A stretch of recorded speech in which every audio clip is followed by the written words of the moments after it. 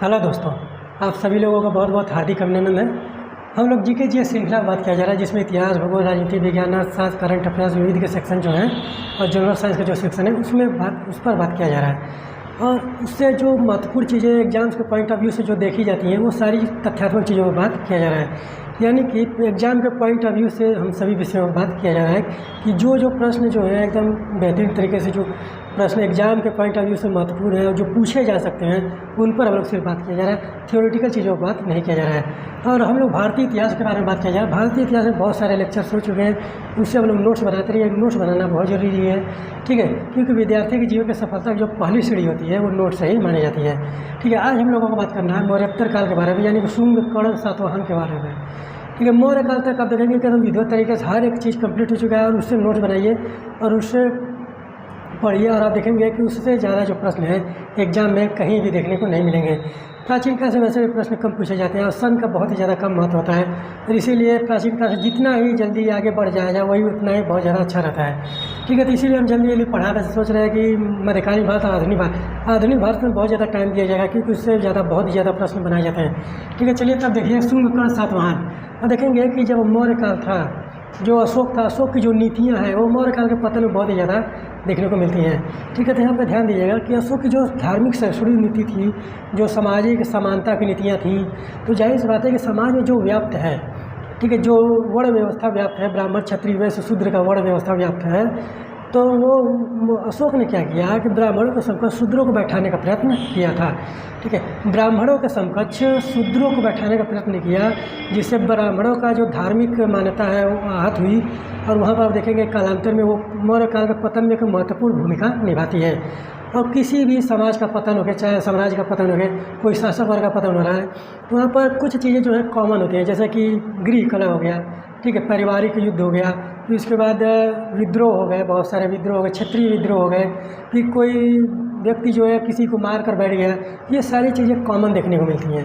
ठीक है, तो पतन में बहुत ही ज़्यादा देखने को नहीं मिलता है पतन में, लेकिन मौर्य काल में बहुत ही ज़्यादा महत्वपूर्ण होता है कि अशोक की नीतियों ने मौर्य काल के पतन में बहुत ही ज़्यादा महत्वपूर्ण भूमिका निभाई थी। ठीक है, तो यहाँ पर ये चीज़ें समझने वाली बात है। इस पर हम लोग कभी लेक्चर में बात किया जाएगा, एक सेपरेट लेक्चर पर, कि मौर्य काल के पतन में क्या क्या चीज़ें देखने को मिल रही थी। जैसे उस समय देखेंगे कि जो अशोक की नीतियाँ थी, धार्मिक सहिष्णुता की, सामाजिक समानता की बातें कर रहा था, और फिर उसके बाद जो बौद्ध धर्म जिस तरह से फैल रहा था, बौद्ध धर्म का जो प्रसार हो रहा था, वो बहुत ही ज़्यादा उच्च कोटि के हो रहे थे, बहुत ही ज़्यादा वहाँ पर देखिए समाज में एकदम पैर पसार रहा था। तो इतने बृहद तौर पर जो बौद्ध धर्म का प्रसार हो रहा था, और इसीलिए कालांतर में देखेंगे कि मौर्य काल का पतन होता है। और जब मौर्य काल का पतन होता है तो कौन से राजवंश आते हैं? ब्राह्मण राजवंश आते हैं। ठीक है, तो शुंग, कर्ण और सातवाहन जो है ब्राह्मण राजवंश है, यानी कि ब्राह्मण धर्म का जो पुनर्जागरण का काल माना जाता है वो शुंग काल से माना जाता है। तो ये समझने वाली बात है, ये सोचने वाली बात है कि मौर्य काल का जो पतन है, मौर्य साम्राज्य का जो पतन है, कितना ही ज़्यादा वहाँ पर देखने को मिलता है।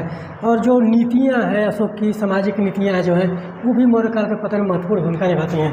ठीक है, उस पर एक सेपरेट लेक्चर में बात किया जाएगा। आप लोग कमेंट करते रहे, सुझाव देते रहे, तो उसको बहुत ही इंटरेस्टिंग लेक्चर बनेगा कि आप लोग समझने वाली चीज़ें हैं।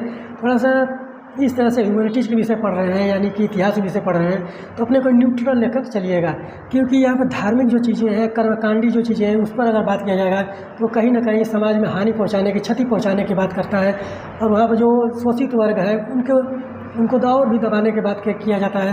तो वो सारी चीज़ें जो समाज में बुराइयाँ व्याप्त हैं, कुरीतियाँ व्याप्त हैं, आडंबर व्याप्त हैं, जो धार्मिक चीज़ें लेकर चल रहे हैं, महिलाओं की स्थिति क्या है, उन पर अगर बात किया जाए तो बहुत ही ज़्यादा उस तरह से कंट्रोवर्सी टाइप का हो जाता है। ठीक है, तो इसीलिए वहाँ पर आप लोग न्यूट्रल लेकर चलिएगा कि कोई भी चीज़ जो है उसको समझने का प्रयास कीजिएगा, क्योंकि जितने भी आप देखेंगे कि ह्यूमैनिटीज़ के विषय है, जो मानविकी के विषय है, यानी कि जो सोशल थिंकिंग है, वहाँ पर कोई भी विचार मत जो है वहाँ पर सार्वत्रिक सत्य नहीं माना जाता। ठीक है, क्योंकि हर एक विचारधारा का खंडन हो सकता है, चाहे कितनी भी बड़ी विचारधारा हो, चाहे कितनी भी प्रमाणित विचारधारा हो, उसका खंडन किया जा सकता है। इस आधार पर आप लोग इतिहास पढ़िएगा, और यहाँ पर कट्टरता की चीज़ें मत लेकर आइएगा, न्यूट्रल रह कर पढ़िएगा कि हर एक चीज़ को समझने का प्रयास कीजिए, हर एक चीज़ को देखने का प्रयास कीजिए, पढ़ने का प्रयास कीजिए, तो वो सारी चीज़ें जो है ह्यूमैनिटीज़ के विषय में काम आती हैं। ठीक है, तो यहाँ पर देखिए कि जब मौर्य काल का पतन होता है, मौर्य काल में देखेंगे कि जैन धर्म, बौद्ध धर्म, आजीवक संप्रदाय, तीनों धर्मों से संबंधित जो शासक वर्ग देखने को मिलते हैं। और कालांतर देखेंगे कि जो ब्राह्मण धर्म को हानि हो रही थी और वही मौर्य काल के पतन के बाद ब्राह्मण धर्मों की स्थापना होती है।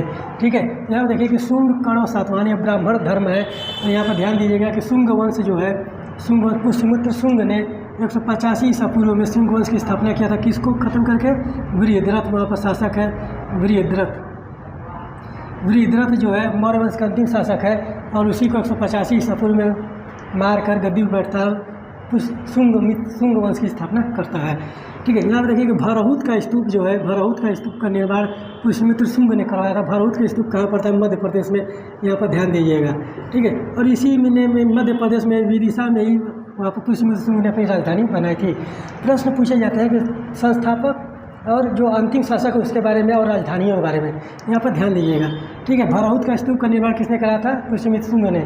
और पुष्यमित्र शुंग आप देखेंगे कि भरहुत के स्तूप का निर्माण तो करा रहा है जो बौद्ध धर्म से, स्तूपों का जो संबंध है बौद्ध धर्म से है। लेकिन यहाँ पर देखेंगे कि पुष्यमित्र शुंग जो है वहाँ पर बौद्ध भिक्षुओं को हत्या करने का भी प्रमाण देखने को मिलता है। और यहाँ पर एक चीज़ यहाँ पर देखने को मिलता है, भरहुत का स्तूप जो निर्माण कराया गया, पुष्यमित्र शुंग का जो सम्मान की बातें हैं यहाँ पर जिस तरह से देखिए कि जो धार्मिक सहिष्णुता की बातें है वो पुष्यमित्र शुंग में भी देखने को मिलता है। लेकिन पुष्यमित्र शुंग ने बौद्ध भिक्षुओं को हत्या करने का भी प्रबंध किया था और इसी प्रमाणित बातें भी देखने को मिलती हैं। फिर इसके बाद देखिए कि यवन शासक डिमेट्रियस के साथ युद्ध का वर्णन मिलता है। कहाँ मिलता है? गार्गी संहिता में। यहाँ ध्यान दीजिएगा कि गार्गी संहिता में, ठीक है, गार्गी संहिता में पुष्यमित्र शुंग और डिमेट्रियस यवन शासक से युद्ध का वर्णन मिलता है। इसके बाद देखिए कि पतंजलि के नेतृत्व में 2 अश्वमेध यज्ञ कराए। अश्वमेध यज्ञों का जो प्रचलन है, देखेंगे कि यजुर्वेद में एक श्रृंखला मिलती है। ठीक है, यजुर्वेद में अश्वमेध यज्ञों का एक श्रृंखला मिलती है जिसमें अश्वमेध यज्ञ भी है। अश्वमेध यज्ञ आप देखेंगे कि रामायण महाभारत में भी करवाए गए हैं, महाराजा राम ने भी करवाया था। फिर उसके बाद वहाँ पर युधिष्ठिर ने, रामायण महाभारत में युधिष्ठिर ने भी करवाया था। ठीक है, तो इस तरह की चीज़ें देखने को मिलती है। और यहाँ पर देखेंगे कि एक शासक है विक्रमादित्य करके, वो 16 अश्वमेध यज्ञ करवाया है। प्राचीन काल में ऐसे बहुत सारे शासक मिलेंगे जो अश्वमेध कराएंगे। 7 अश्वमेध, 6 अश्वमेध, 2 अश्वमेध, 3 अश्वमेध, 16 अश्वमेध तक का वर्णन मिलता है। ठीक है, विक्रमादित्य एक शासक हुए, विक्रमादित्य 16 शासक हुए हैं। विक्रमादित्य एक उपाधि है। ठीक है, यहाँ पर ध्यान दीजिएगा, विक्रमादित्य की उपाधि है। और विक्रमादित्य नाम का एक शासक भी हुआ जिसने विक्रमी संवत चलाया था, 58 ईस्वी का विक्रमी संवत चलाया था। तो यहाँ पर ध्यान देने वाली बात है। और विक्रमादित्य उपाधि धारण करने वाले पूरे इतिहास में 16 शासक हैं। ठीक है, यहाँ पर ध्यान दीजिएगा, 16 शासक हैं विक्रमादित्य उपाधि धारण करने वाले। फिर यहाँ देखिए कि पतंजलि के नेतृत्व में अश्वमेध यज्ञ कराया। पतंजलि कौन है? महाभाष्य के रचयिता हैं। ठीक है, महाभाष्य के लेखक। ठीक है, लेखक लिख दे रहे हैं, यहाँ पर समझ में आ जाएगा। महाभाष्य के लेखक, ये किसकी पुस्तक है? व्याकरण पर। ठीक है, व्याकरण की पुस्तक है। और किस पर टीका लिखी गई है? अष्टाध्यायी पर। ठीक है, यहाँ पर ध्यान दीजिएगा, अष्टाध्यायी किसकी रचना है? पाणिनि की रचना है। ठीक है, पाणिनि की रचना है अष्टाध्यायी। यहाँ पर ध्यान दीजिएगा कि पाणिनि की रचना है अष्टाध्यायी। पाणिनि किसके समकालीन है? घनानंद के। ठीक, यह प्रश्न पूछा गया था कि पतंजलि और घनानंद, वहाँ पाणिनि जो है किसके समकालीन है? तो पतंजलि जो है पुष्यमित्र शुंग के पुरोहित थे। तो वहाँ पर पुष्यमित्र शुंग ने अपने अंतिम शासनकाल में, अपने शासनकाल के अंतिम वर्षों में 2 अश्वमेध यज्ञ करवाए। किसके नेतृत्व में? पतंजलि के नेतृत्व में। पतंजलि कौन है? महाभाष्य के लेखक हैं और पुष्यमित्र शुंग के पुरोहित हैं। ठीक है, और महाभाष्य जो है व्याकरण की पुस्तक है। अष्टाध्यायी पर यह टीका लिखी गई थी। ठीक है, अष्टाध्यायी किसकी रचना है? पाणिनि की रचना है। घनानंद के समकालीन पाणिनि थे, माना जाता है ऐसा कि घनानंद के समकालीन थे। ठीक है, तो यहाँ पर आप लोग ध्यान दीजिएगा। ध्यान देने वाली बातें, समझने वाली बातें, पढ़ने वाली बातें, याद करने वाली बातें, यहाँ से प्रश्न आप लोगों को स्ट्रेट फॉरवर्ड बन जाते हैं। फिर इसके बाद देखिए कि पुष्यमित्र शुंग के बाद इसका लड़का बैठता है अग्निमित्र। पुष्यमित्र शुंग के बाद अग्निमित्र यहाँ पर शासक बनता है।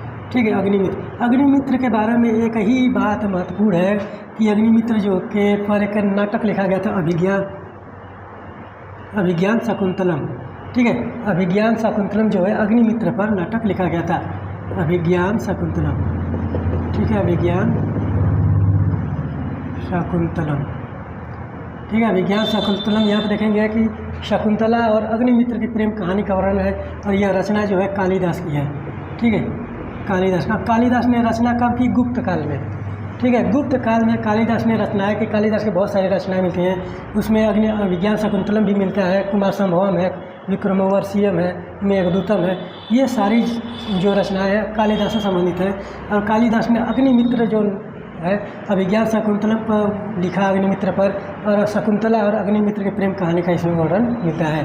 ठीक है, इसके बाद देखिए कि शुंग वंश के 9वें शासक, ठीक है, 9वां शासक है यहाँ पर ध्यान दीजिएगा। भागभद्र जो है 9वां शासक है। इसी के शासन काल में यवन राजदूत, यहाँ पर देखेंगे कि हेलियोडोरस आता है, सबसे महत्वपूर्ण व्यक्ति है। इसने एक स्तंभ की स्थापना किया था, गरुड़ स्तंभ की। हेलियोडोरस ने विदिशा में, विदिशा यानी कि पुष्यमित्र शुंग की राजधानी थी, विदिशा में बेस नगर में एक गरुड़ स्तंभ की स्थापना की। ठीक है, गरुड़ स्तंभ, और यह भागवत संप्रदाय का अनुयायी था। ठीक है, ऐसा यहाँ पे ध्यान दीजिएगा कि देखिए कि भारत में कितने बेहतरीन धर्म थे, कितने उच्च आदर्शों वाले धर्म थे कि विदेशी आकर भी भारत में धर्मों को अपना रहे हैं। जैसे कि यहाँ देखिए कि हेलियोडोरस जो है भागवत धर्म को अपनाया और विदिशा के बेस नगर में गरुड़ स्तंभ की स्थापना किया था। किसके शासनकाल में आया? कुछ शुंग वंश के 9वें शासक यानी कि भागभद्र के शासनकाल में यह आया था। ठीक है, तो ये शुंग वंश के शुंग वंश के विषय में है, यहाँ पर ध्यान दीजिएगा। इस तरह की चीज़ें देखने को मिलती हैं। फिर इसके बाद देखिए कर्ण वंश है। कर्ण वंश में एक ही महत्वपूर्ण बात है कि देवहूति की हत्या कर दी। ठीक है, शुंग वंश के अंतिम शासक देवहूति की हत्या कर 73 ईसा पूर्व में सेनापति वासुदेव ने वहाँ पर कर्ण वंश की स्थापना की, वासुदेव कर्ण के नाम पे से। और यहाँ पर जो विदिशा का गरुड़ स्तंभ है ये इसी के याद में है। ठीक है, वासुदेव के याद में है, कर्ण वंश के वासुदेव के याद में वहाँ पर विदिशा में गरुड़ स्तंभ की स्थापना हेलियोडोरस ने किया था। ठीक है, यहाँ पर ध्यान देने वाली बात है, ध्यान दीजिएगा। फिर इसके बाद देखिए सातवाहन राजवंश, सबसे महत्वपूर्ण सातवाहन राजवंश है। ठीक है, दक्षिण में था, यहाँ पर आंध्र प्रदेश वाला जो क्षेत्र है इनको आंध्र सातवाहन भी बोला जाता है। ठीक है, आंध्र सातवाहन।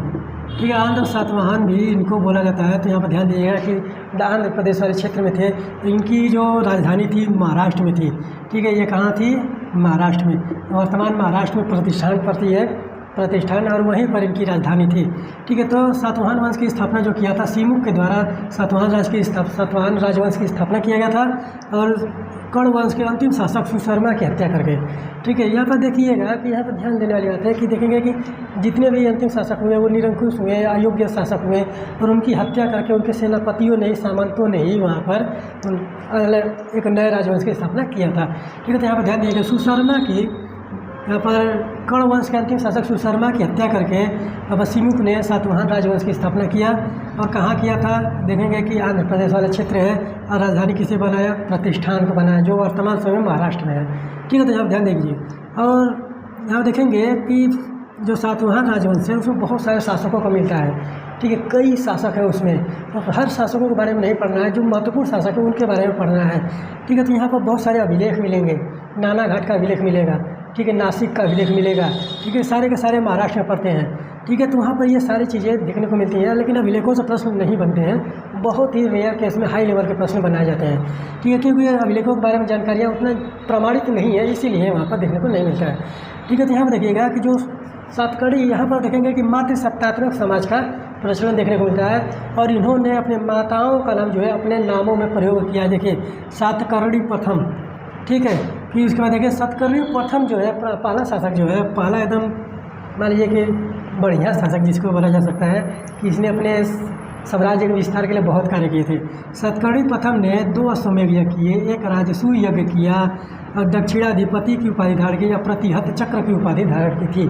सातकर्णी प्रथम के बारे में यह जानकारी मिलती है कि उसने 2 अश्वमेध यज्ञ किए, फिर उसके बाद एक राजसूय यज्ञ किया, फिर दक्षिणाधिपति और अप्रतिहत चक्र की उपाधि धारण की थी। ठीक है, तो यहाँ पर ध्यान देना चाहते हैं, मैं हमेशा बोल रहा हूँ कि यज्ञों का जो वर्णन है यजुर्वेद में एक श्रृंखला मिलती है यज्ञों की।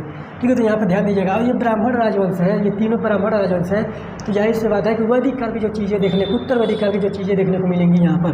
ठीक है, इसीलिए यहाँ पर बहुत सारे यज्ञ बनाए जाएंगे, यज्ञ करवाए जाएंगे। यहाँ पर जितने भी शासक आएंगे हिंदू धर्म से, यानी कि ब्राह्मण धर्म से संबंधित होंगे। हिंदू धर्म का जो कॉन्सेप्ट है वो तो मध्यकाल में निकल कर आता है। ठीक है, प्राचीन काल में जो वर्ण व्यवस्था बनकर आई थी निकल कर समाज में, वो ब्राह्मण धर्म के आधार पर निकल कर आई थी। ठीक है, जितने भी कर्मकांडी चीज़ें हैं, कर्मकांड हो गए, फिर उसके बाद जो शासक वर्ग हो गए, जो वंशावलियाँ मिलती हैं वो ब्राह्मण धर्म से संबंधित होती हैं।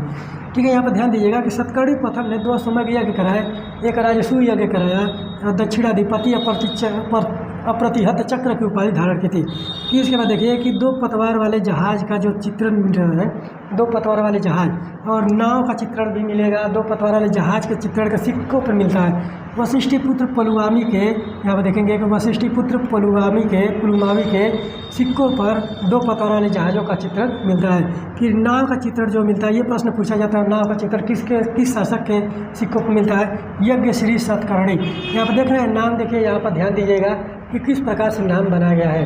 ठीक है, किस प्रकार से यहाँ पर नामों का प्रयोग किया गया। गुरुओं का नाम जो है नामों मिल रहा है, माताओं का नाम जो है वहाँ पर नामों में मिल रहा है। ठीक है, यहाँ ध्यान दीजिए।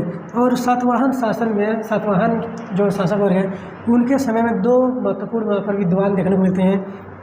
यहाँ पर देखिए कि महाकवि हाल, जो महाकवि हाल है, इनकी रचना का नाम गाथा सप्तशती है। और एक गुढ़ाट डे करके मिलते हैं, गुढ़ाट डे करके उनकी जो रचना है बृहद कथा मिलती है। तो यहाँ पर रचनाओं से भी आप लोग याद करते रहे, रचनाओं से प्रश्न बनते हैं और यहाँ से प्रश्न बन जाते हैं। हाल से गाथा सप्तशती की रचना किसने किया? बृहद कथा, एक बृहद कथा मंजरी है। ठीक है, यहाँ पर ध्यान दीजिएगा। फिर इसके बाद बृहद कथा है, गुढ़ाट डे की बृहद कथा है। फिर इसके बाद देखिए कि सातवाहन वंश ने सबसे महत्वपूर्ण जो चीज़ देखने को मिलती है, इन्होंने ब्राह्मणों को भूमि अनुदान देने का प्रथा अपनाई। ब्राह्मण राजवंश थे ये, तो ब्राह्मणों को भूमि अनुदान देने की प्रथा अपनाई। और यही सब देखेंगे कि सामंती व्यवस्था देखने को मिलता है। ठीक है, सामंती व्यवस्था की नींव जो पड़ी थी भारत में, वो यहीं से देखने को मिलता है, जो गुप्त काल में बहुत ही ज़्यादा अपनी चरम सीमा पर थी। ठीक है, ब्राह्मणों को भूमि अनुदान देने की प्रथा का जो प्रचलन किया गया था सातवाहन शासकों के द्वारा किया गया था। और यह भूमि होती थी टैक्स फ्री। ठीक है, यह भूमि होती थी टैक्स फ्री होती थी। और इसीलिए यहाँ देखेंगे कि सामंती राज व्यवस्था का प्रारंभ होता है, प्रचलन होता है और जन्म होता है। और यहाँ पर ध्यान दीजिएगा कि जो कालांतर में जो जाकर देखने को मिलता है कि वहाँ पर सामंती राज व्यवस्था देखने को मिलता है कि बहुत सारी भूमियाँ ऐसी हैं कि जो बड़े बड़े साहूकार हो गए, जमींदार हो गए, उनके हाथों में चली गई। ठीक है, तो ब्राह्मणों को भूमि अनुदान देने की प्रथा का प्रचलन किया था सातवाहन शासकों ने। और इन्होंने यह देखेंगे कि भूमि दान दिया और टैक्स फ्री दिया था, कर विहीन दिया था। ठीक है, फिर इसके बाद देखिए कि समाज जो था मातृ सत्तात्मक समाज था इन लोगों का। ठीक है, मातृ सत्तात्मक ये सोचने वाली बात है कि इतिहास में एक ऐसा शासक वर्ग है मातृ सत्तात्मक समाज देखने को मिलता है। और कालांतर में देखा दक्षिण भारत में जितने भी शासन मिले हैं देखने को, और यहाँ पर देखिए कि दक्षिण भारत में चोल, चेर, पांड्य जो है उनका भी समाज जो है मातृ सत्तात्मक था। ठीक है, वर्तमान समय में आप देखिए कि दक्षिण भारत की जो फिल्में आती हैं उसमें महिलाओं को किस प्रकार से प्रदर्शित किया जाता है।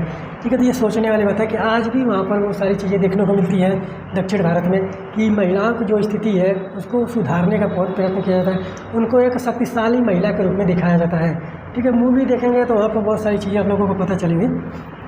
ठीक है, तो मातृ सत्तात्मक। और वर्तमान समय में आप देखेंगे कि टोडा जनजाति है, यहाँ पर नीलगिरी पहाड़ी पर पाई जाती है, वो भी दक्षिण में है। ठीक है, टोडा जनजाति में आप देखेंगे कि मातृ सत्तात्मक समाज पाया जाता है आज भी, तो वर्तमान समय में भी। तो ये ध्यान देने वाला ये प्रश्न पूछता है कि किस जनजाति में मातृ सत्तात्मक समाज मिलता है? वो टोडा जनजाति है, नीलगिरी की पहाड़ी पर पाई जाती है। ठीक है, यहाँ पर देखिए तो समाज मातृ सत्तात्मक था, भाषा प्राकृत था और लिपि जो थी ब्राह्मी थी। ठीक है, और अब ध्यान दीजिएगा कि कालांतर में प्राकृत से ब्राह्मी निकल कर आती है। ठीक है, फिर इसका देखिए कि प्रमुख स्थापत्य, जो सातवाहन वंश में प्रमुख स्थापत्य की जो चीज़ें देखने को मिलती हैं वो है अमरावती कला, कार्य चैत्य और यहाँ पर अजंता और एलोरा के गुफा का जो निर्माण काल है इन्हीं के शासनकाल में प्रारंभ होता है। ठीक है, तो ये सारी चीज़ें जो है आर्य सातवाहनों से संबंधित है। और यहाँ पर शुंग कर्ण और सातवाहन वंश जो है वहाँ पर कंप्लीट होता है। और इससे नोट्स आप बनाते रहिए, नोट्स बनाना बहुत ज़रूरी है क्योंकि विद्यार्थी के जीवन की सफलता की जो पहली सीढ़ी है वो नोट से ही मानी जाती है। ठीक है, तो यहाँ पर आप लोग बेहतरीन तरीके से पढ़ाई कीजिए और सही दिशा निर्देशन में पढ़ाई कीजिए। सबसे महत्वपूर्ण बात है कि सही दिशा निर्देशन में और अच्छे तरीके से पढ़ाई कीजिए, तब वहाँ पर जाकर पढ़ाई सफल होती है। ठीक है, तो यहाँ पर ध्यान देने वाले तो पढ़ते रहिए, पढ़ते रहेंगे ना तो चीज़ें ऑटोमेटिक याद रहती रहेंगी। ठीक है, तो चलिए कल मिलते हैं, तब तक के लिए धन्यवाद।